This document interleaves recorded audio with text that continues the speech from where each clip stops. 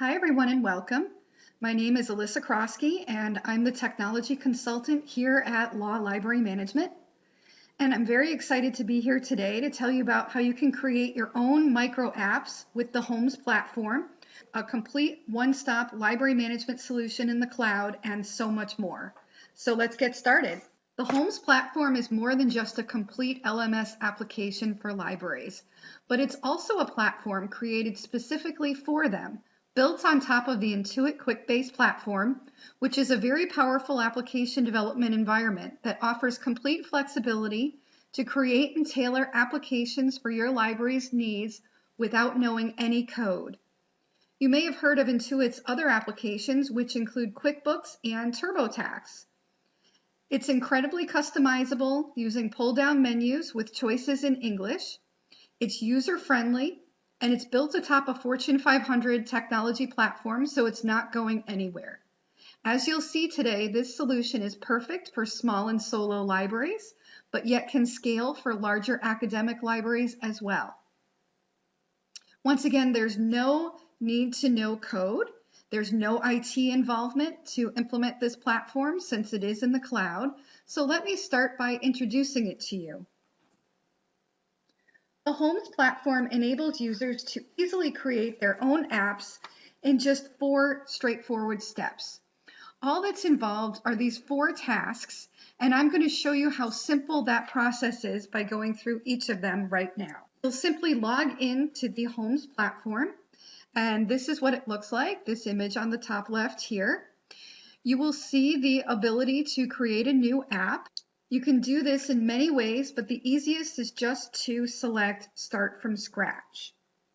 So that's what we'll do. Have you ever wanted an IT-style ticketing system set up for your reference librarians, which would capture your patrons' questions and notify librarians that there was a new query waiting to be answered? We are going to create one of these today by following those 4 easy steps I mentioned earlier. This application will allow multiple librarians to contribute to answers and keep track of the date and time each piece of information was recorded. It will also notify every one of the questions and keep track of all of the answers in a searchable knowledge base to consult afterwards. And this will also demonstrate to you how easy it is to create these apps from scratch. So let's get going. The first thing that we'll want to do is to name our app and choose an icon. So I'll name the app Reference Tracker and just choose the orange icon. We'll then be brought to our new applications dashboard, where we'll be prompted to get started by creating a table. And that's the first of our 4 tasks that we need to complete to develop this library app. We're going to name the table Questions because that's in essence what we want to track. So we'll go ahead and enter that in the table name field. And each individual record that we want to track will be an individual question. So we'll enter that in the record field name. Once we click on Create, we'll be prompted to add fields to the table. So let me tell you what some of these are that I chose to add.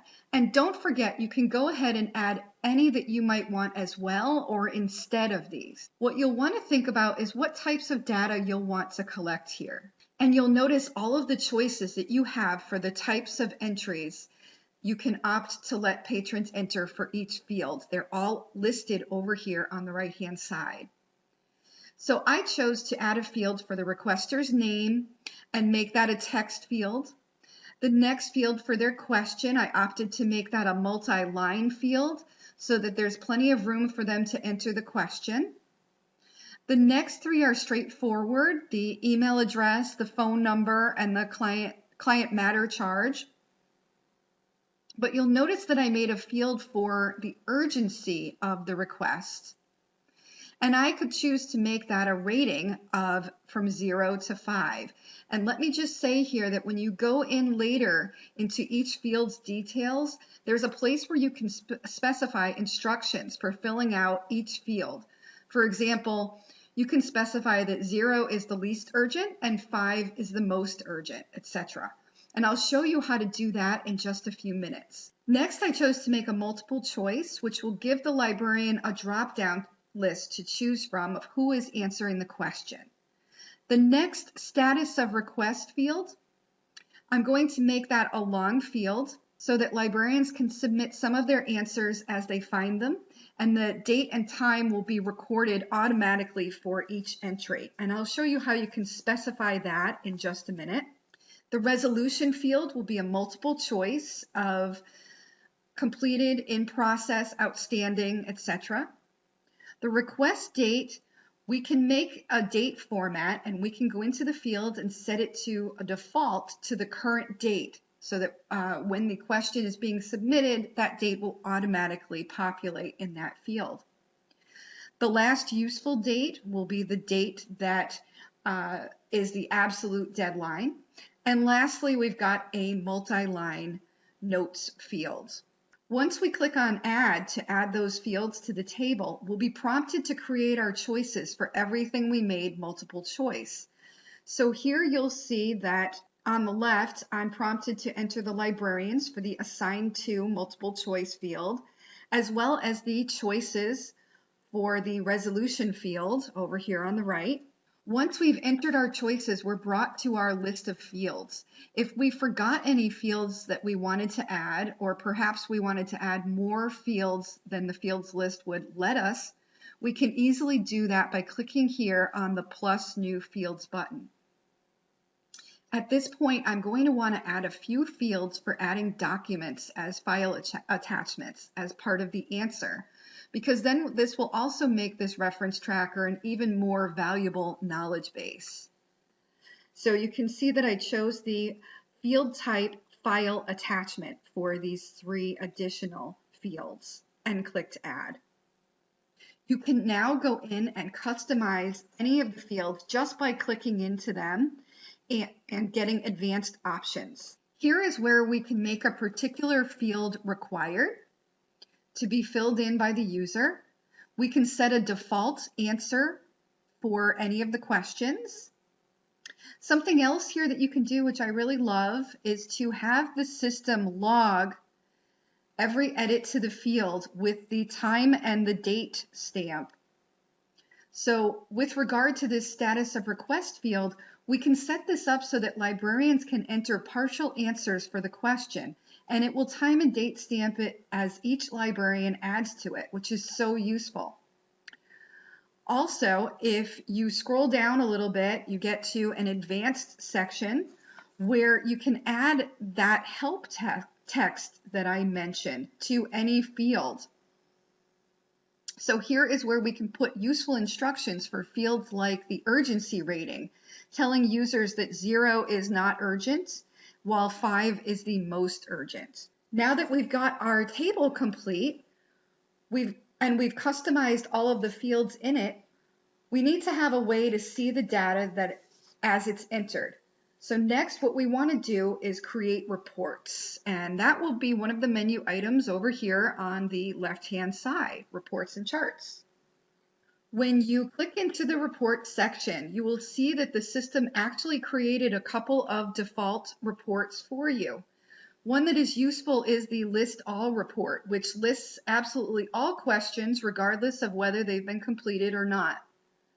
But a report which the librarians will find most useful, and one which you'd likely want on the front dashboard, is an Outstanding Reference Questions report. So let's build that one right now.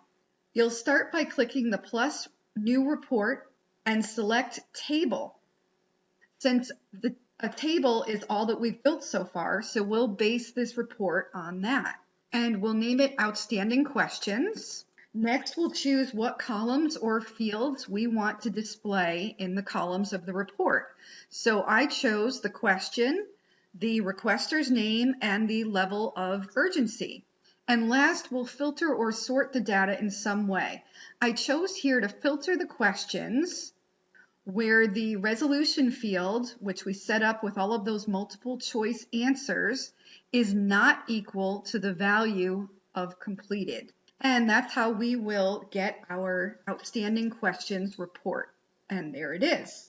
And incidentally, it's super easy to add this to the front page dashboard just by clicking into the Apps Settings gear, which is displayed on the top left-hand side of every page. Next, you'll select Pages and the Dashboard page. And once you're on this dashboard page, You can drag widgets and reports right onto the page. So that's what I did. I dragged the report icon, and I chose the outstanding questions report from the drop-down list it gave me. Now, believe it or not, this system automatically creates the data entry form for us based on the fields that we created for the table initially. So really, we don't need to do anything in order to complete this task. You can access this form by clicking on the questions folder at the very top and selecting plus new question. The landing page for the questions looks like this. Something that I'd like to point out here is that this page also lists all of the questions. And you can see under the status of request section that the 2 questions that we've gotten so far have been partially answered by a librarian, and they've got the time and date stamps to show when those questions were entered. And once again, the way that you get to this questions page is to just click up here on the questions button. Notifications can be easily set up by going into that settings gear at the top left corner, as we did to customize the dashboard of the app. Once there, you'll select notification and plus new email in order to customize it. So here I've set up my automatic notification to go to me and to everyone else on the reference team as soon as a new question is asked. This is just one example of how easy it is to set up a fully functional app in just a matter of minutes. And that's only the beginning. The possibilities are endless. Our goal is to empower you to create your own micro apps as your needs arise in your library. This was a micro app built with just one table and one report, but there are so many other directions that you could take this. What else would you like to see developed for your library? The possibilities are up to you. So contact us. We'd love to hear from you, and thank you very much.